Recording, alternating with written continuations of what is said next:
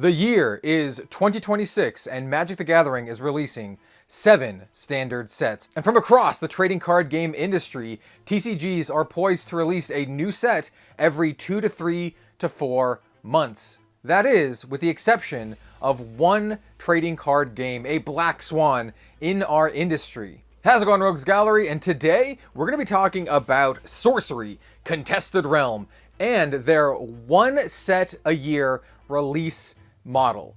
Is this viable? Is this something that players want, or do we actually want and need more sets per year? I think it's a pretty interesting topic to discuss because I think there's a lot of pros and cons for and against this kind of model. And well, I would love to hear your thoughts about this as we discuss this in the comment section down below, because yeah, Sorcery releases only one set a year, and it has been 3 years since Sorcery kind of first kicked off. We are now 3 sets deep. What I'm holding here represents all of the booster releases for Sorcery Contested Realm in the last 3 years. You know, once per year. They also released this little mini set in 2025 this year, but I think calling this a mini set is a little generous. It's literally just 13 cards. You buy the little Dragon Lord box, you get all 13 cards plus a random foil. This was a little bit hard to attain, and a lot of folks weren't happy with how they released this. We're not talking about that today, but I just wanted to note that they did release 13 other cards as well, in addition to the booster sets. And that little mini set actually might come up a little bit later in discussion, as I think it might help with some of the problems that having only one set a year brings a trading card game. And well, yeah, let's get into it. What are the positives? What are the negatives?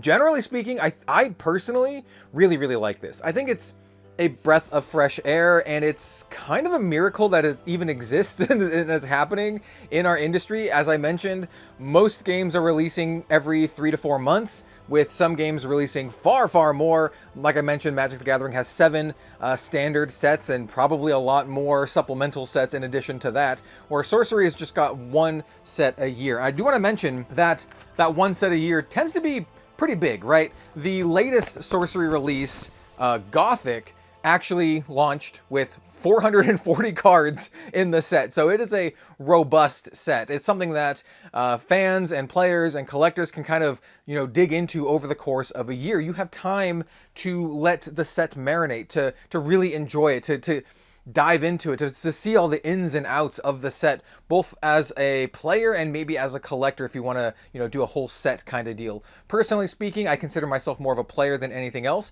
but I do like collecting full sets of Sorcery, you know, one of each card to put into a binder so you have a nice little set. It's something that I did for old dead card games like Wyvern, and it's something that I think Sorcery lends itself to as well. Now, for me, I think the positives are pretty self-evident, and that is, well, there's only one set a year, so you don't have to constantly chase a new set every couple months. It's much easier on your, you know, wallet because, well, once again, you don't have to update your decks every month or so.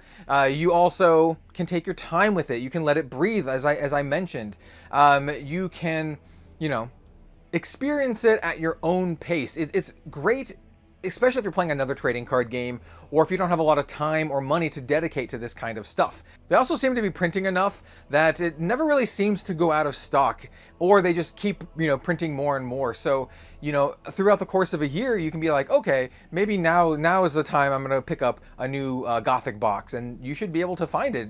That has been true with the previous sets, like Arthurian Legends and Beta. You can still find Arthurian Legends and Beta for around MSRP. Every single card in Sorcery Contested Realm is hand-painted. Like, there's a physical hand-painted piece of artwork that exists for every single piece of art for Sorcery. And because of that, it takes a long time to create, right? It just, the physicality of it just takes a long time. And it also means that every little detail, every little minute piece of anything that goes into it is done with love and care. Everything from the card designs to the box design. This is a hard box with a magnetic latch. This is just the regular booster box, and it is just absolute premium quality. And I think that just oozes through all aspects of the game. And the developers and the creators have the time to actually do that, to pour their heart and soul into the product and into what they're doing, and it really, really shows. They don't have to just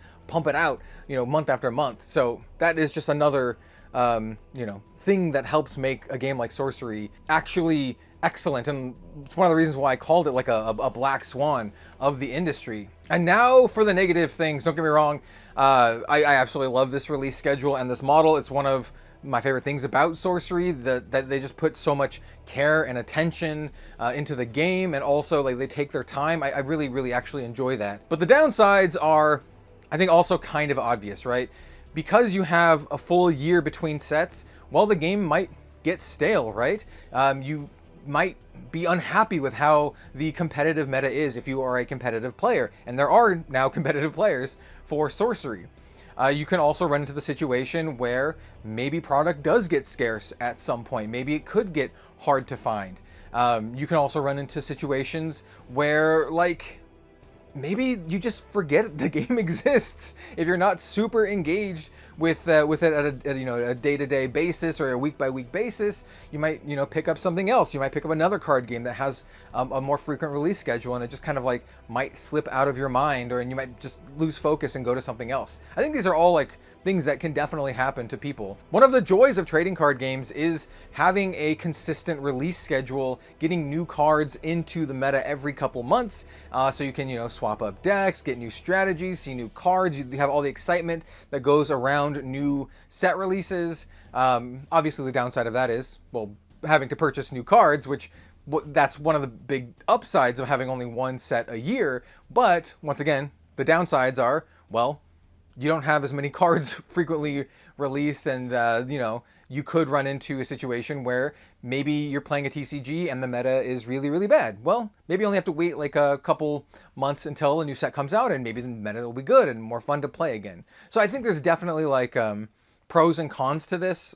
Personally, I don't think this could work for every trading card game, and I also don't think it works for every player out there, right? This isn't something for everyone, and I think that's a good thing, actually. Sorcery doesn't need to be a game for everyone. If you want to play a more fast-paced game with more set releases, well, there's a lot of them. Every other trading card game on the market, in fact. I think it's great that this kind of model exists and gives, people, players, collectors, an avenue who want this kind of thing to engage with this kind of thing. And as I mentioned near the start, there's also little supplementary products like this Dragon Lord set, which they could release every, 5-6 months or something like that, halfway through the year, to maybe spice things up a little bit. Hopefully the release model is a little bit better than Dragon Lord, and players can actually get this at a reasonable price. I personally bought this secondhand, already opened with just the playable cards, no foil, basically at cost. But I was happy to just pick it up. I didn't really need the foil or whatever. Like I said, I consider myself more of a player than anything, so I wanted to pick up some dragons to play with. And there's one other negative that I can think of, but I can't really speak to it at all because it's entirely on the company, in this case Eric's Curiosa, and how they manage everything. And that's just like sustainability. Like, is this model sustainable for a trading card game company? And I do know that we have seen other trading card games be, I don't know if successful is the right word, but have longevity with a much smaller audience and player base. You might not know this, but Force of Will still exists. They still make brand new sets. They have a very small but dedicated player base, and they make it work. And so having a model like this, it'd be really interesting to hear from Eric and the folks behind Sorcery how much this is viable, like financially speaking.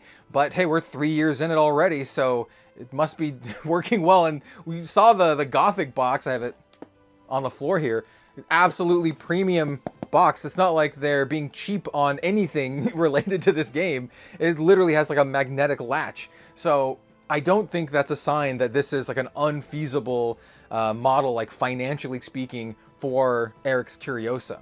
And I'm gonna turn it to you now. What do you all think of the one set a year release schedule for Sorcery Contested Realm? Do you think that more TCGs should adopt a slower release schedule? I'd love to hear your opinions in the comment section below. I know that it can be overwhelming for a lot of folks out there, and I sometimes joke that if you can if you just quit Magic the Gathering, you could pick up like 3 or 4 other TCGs. Three or 4 other TCGs have the same release schedule as just Magic.